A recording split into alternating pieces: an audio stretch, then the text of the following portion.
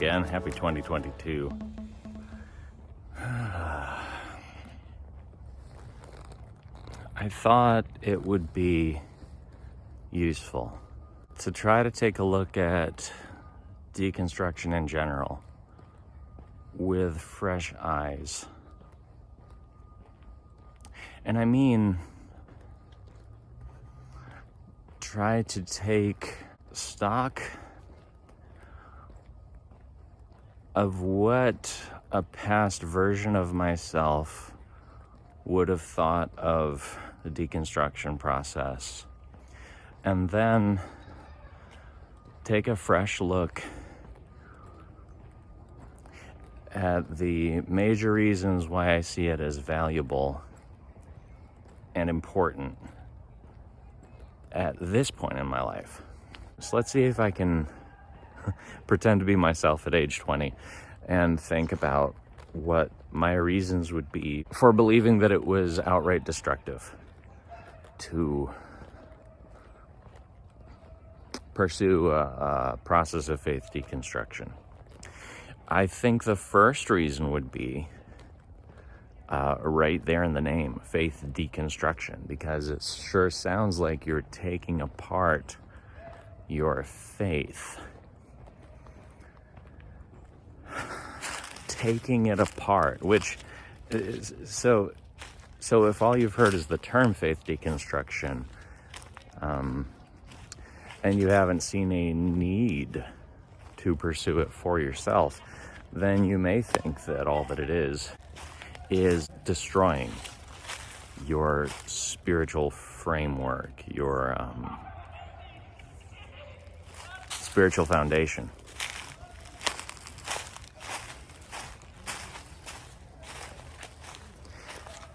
So that's worth taking a look at, especially because that's not what it means. That's not what spiritual deconstruction is about, any more than it's what deconstructing a work of fiction is about, to gain a deeper appreciation for what the author was saying. Or like, it's been popular in recent years for certain kinds of food to be served deconstructed, right? It doesn't mean that people have lost an appreciation for that particular meal. It's that they have seen a reason to appreciate it through a different lens. Let's say it that way. So faith deconstruction is not about destroying a faith, but it's about, we could say, analyzing it, which I think there is truth in that. It's just that I think maybe a red flag would have gone up for me if that was the way I were introduced to it at that young age, when I would have seen this as something sacred not to be questioned. And there was a time in my life when I saw things that way. I think by the age of 20, I'd already seen a need to question some things that I had taken as unquestionably true in my spiritual paradigm. But let's go with that, because that's part of the point of exploring this anyways.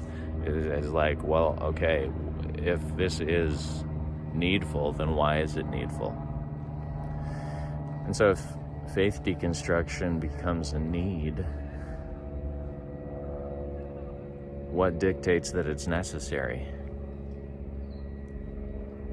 And in previous episodes, I've told you what the main thing was for me. It was that growing sense of deadness that my beliefs were not providing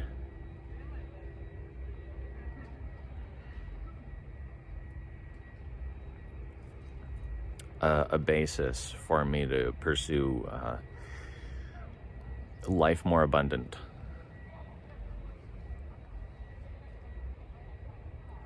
Which is what my faith promised.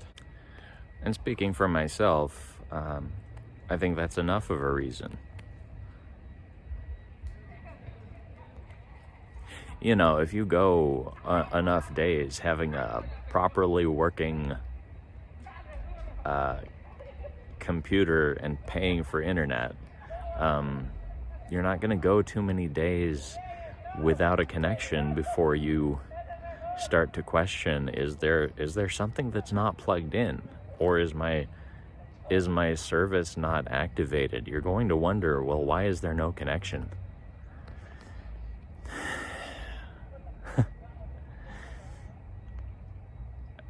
And it would be foolishness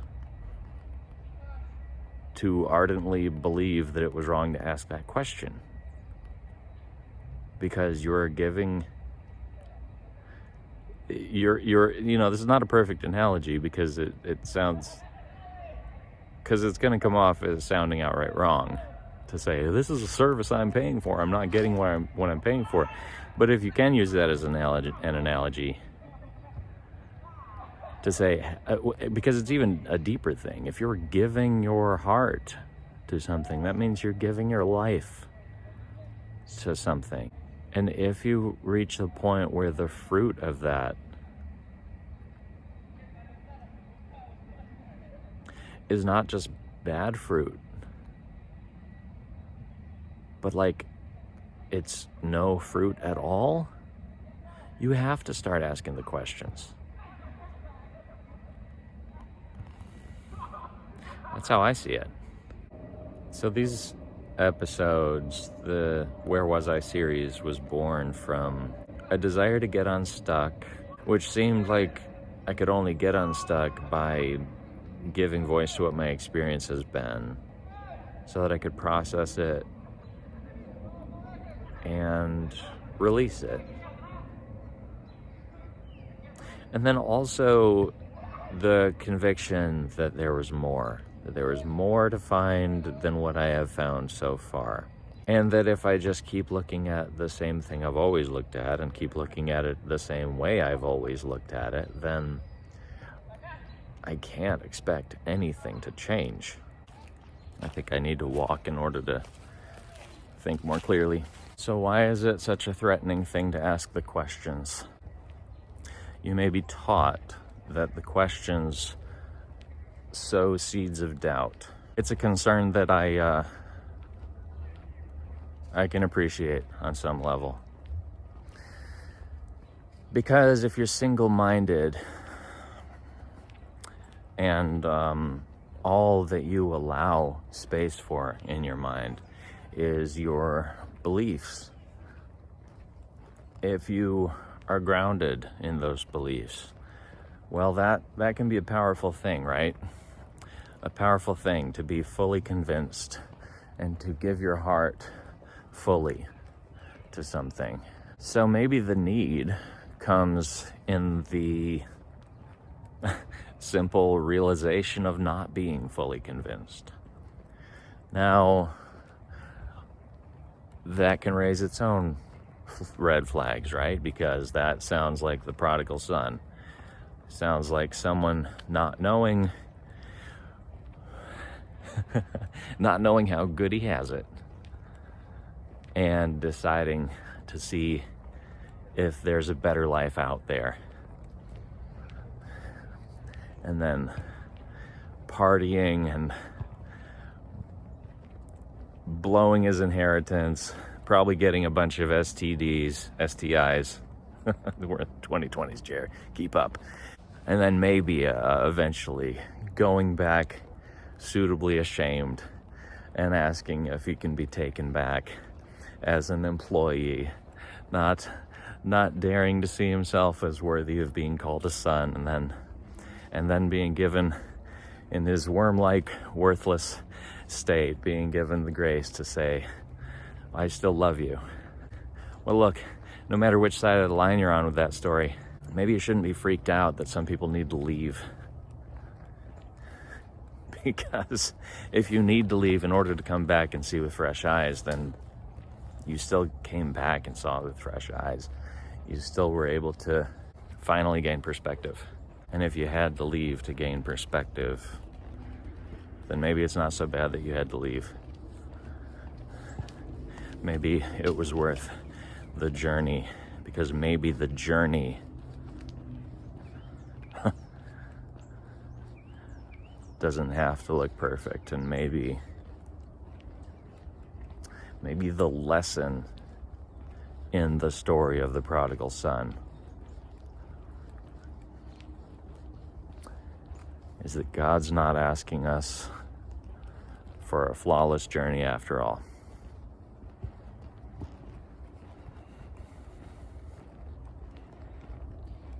Maybe that passage that says, "Be perfect as I am perfect," is about pursuing a journey that will allow you to be complete.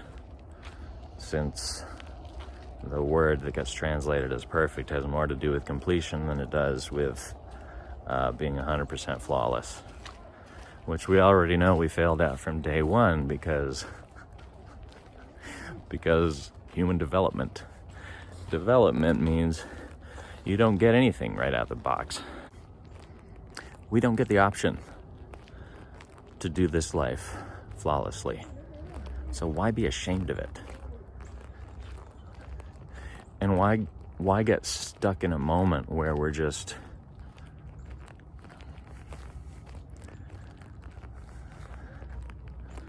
worshiping at the altar of self-loathing? Where does living as a new creation figure into that? It doesn't. It's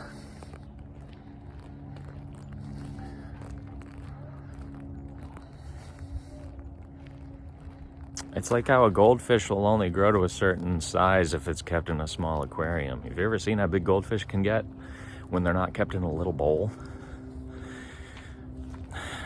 This spiritual paradigm of shame, of permanently identifying with the old man and keeping that as your identity when the same scriptures you claim to follow tell you to put on Christ. This life of shame is like finding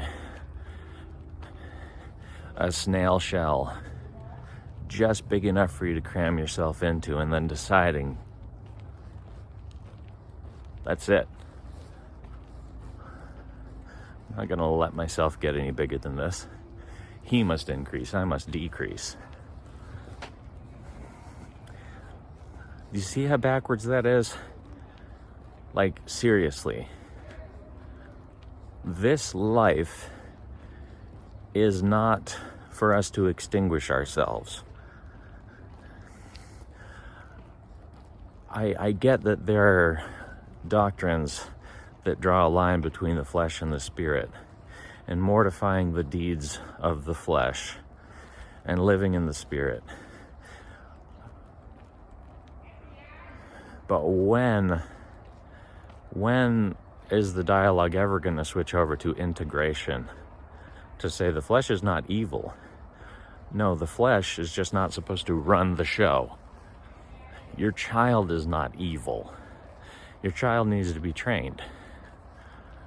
I know that this sounds wandering,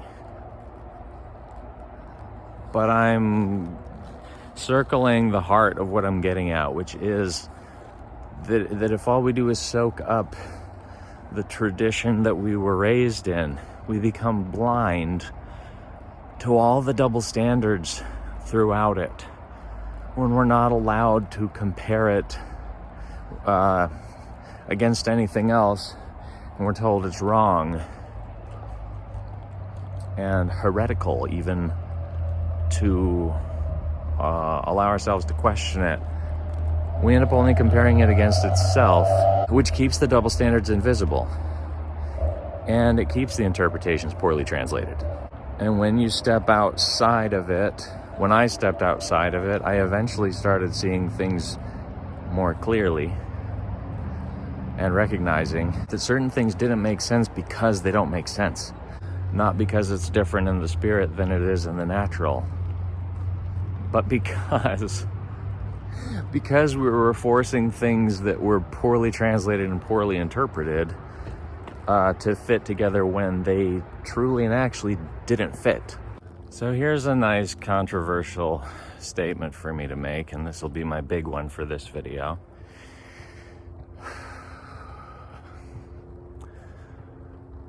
I think many of us, myself included,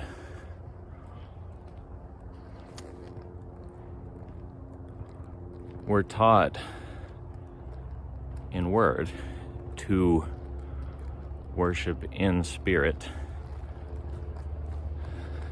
but we're taught in practice to worship in intellect. And the sobering thing that I have come to, as I'll call it a conclusion in progress, is that I think I may still have a very rudimentary, shall I say, spiritual muscles to even work with or to intuit with.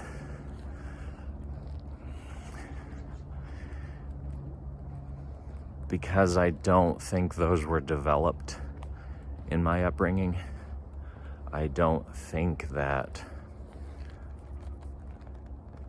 spiritual discernment was cultivated in my faith upbringing.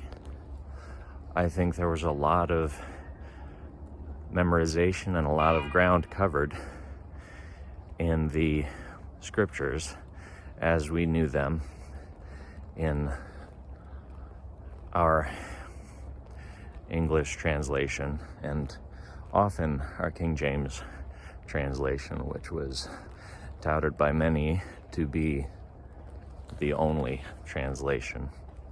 I'm not going to get into all my thoughts on that in this particular episode, but as I try to bring this to a landing for now, I want to reference the passage in Acts that talks about the church of Berea and how the Bereans were noted for their faithfulness in searching to see if what they were being taught was true.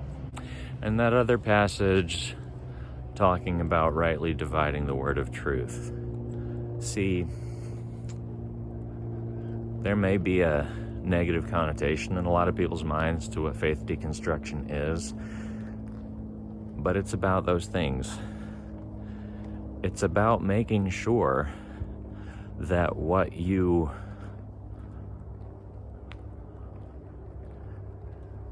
mean to stand on is going to support your weight. Just like a good craftsman is going to make sure that the house or the vessel is safe to use before selling it.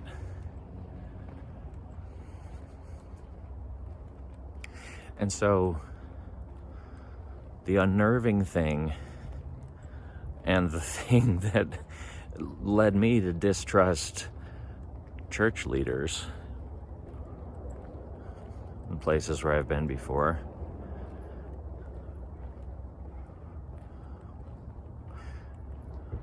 was that I think that was left out.